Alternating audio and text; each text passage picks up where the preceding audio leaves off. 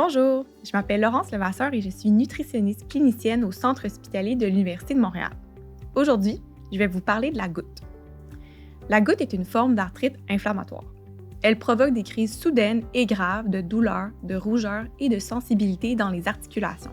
La douleur se situe souvent dans le gros orteil, mais elle peut également affecter les genoux, les chevilles, les mains et les coudes. La goutte, chaque année, touche un peu plus de 2% de la population adulte au Canada. Lorsque les crises surviennent, elles affectent beaucoup la qualité de vie de ces personnes.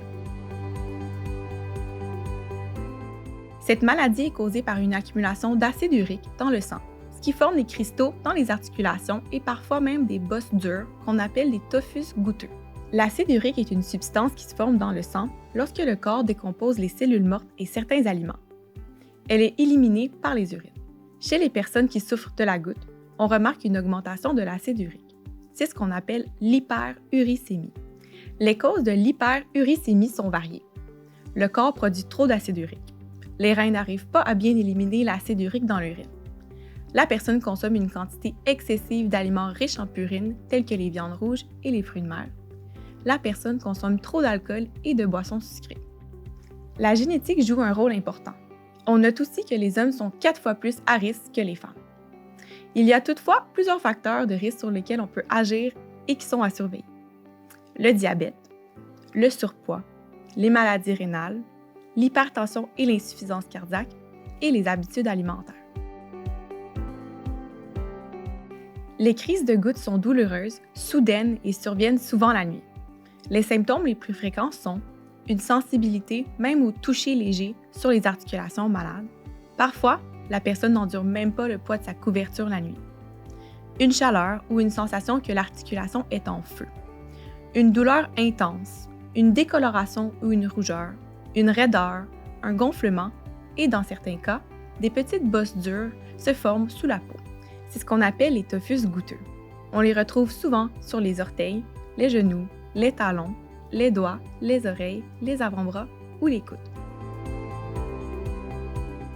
Pour diagnostiquer la goutte, il faut voir s'il y a des changements dans la structure des articulations. Il faut donc passer différents tests d'imagerie, comme des radiographies ou des scans. On peut aussi mesurer l'acide urique en faisant des tests comme des prises de sang ou une ponction articulaire qui consiste à utiliser une aiguille pour prélever un échantillon de liquide à l'intérieur d'une articulation. On traite généralement la goutte avec une combinaison de plusieurs thérapies selon les symptômes et leur fréquence. La nutrition est aussi un volet important pour prévenir et soulager les symptômes de la goutte. Il existe différents médicaments que votre médecin pourra vous prescrire pour gérer les douleurs aiguës et diminuer l'inflammation.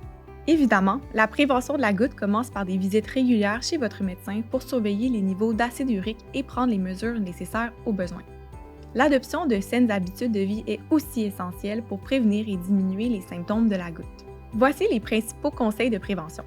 En ce qui a trait à la nutrition, mon champ d'expertise, on recommande d'adopter une alimentation équilibrée et de diminuer la consommation d'aliments riches en purine, comme les viandes rouges, les abats comme le foie et les rognons, les fruits de mer et certains poissons comme le maquereau et les sardines.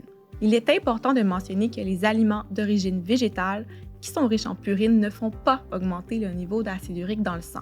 On peut donc inclure plusieurs sources végétales de purine dans l'alimentation, comme l'avoine, les lentilles et d'autres légumineuses, et plusieurs autres légumes comme le chou-fleur, les épinards, les haricots et les champignons.